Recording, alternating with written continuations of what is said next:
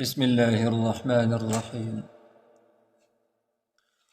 عم يتساءلون عن النبأ العظيم الذي هم فيه مختلفون كلا سيعلمون ثم كلا سيعلمون ألم نجعل الأرض مهادا والجبال أوتادا وخلقناكم أزواجا وجعلنا نومكم سباتا وجعلنا الليل لباسا وجعلنا النهار معاشا وبنينا فوقكم سبعا شدادا وجعلنا سراجا وهاجا وأنزلنا من المعصرات ماء ثجاجا لنخرج به حبا ونباتا وجنات ألفافا إن يوم الفصل كان ميقاتا يوم ينفخ في الصور فتأتون أفواجا وفتحت السماء فكانت أبوابا وسيرت الجبال فكانت سرابا إن جهنم كانت مرصادا للطاغين مآبا لابثين فيها أحقابا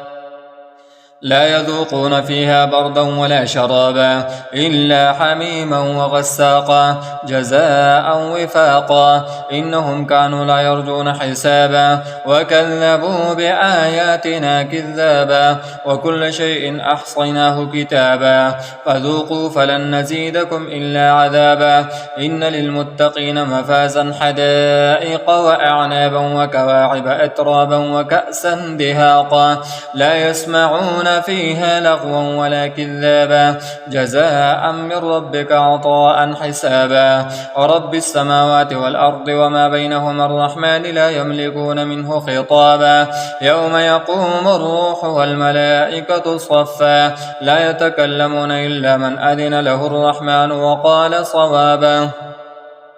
ذلك اليوم الحق فمن شاء اتخذ إلى ربه مآبا إنا أنذرناكم عذابا قريبا يوم ينظر المرء ما قدمت يداه ويقول الكافر يا ليتني كنت ترابا.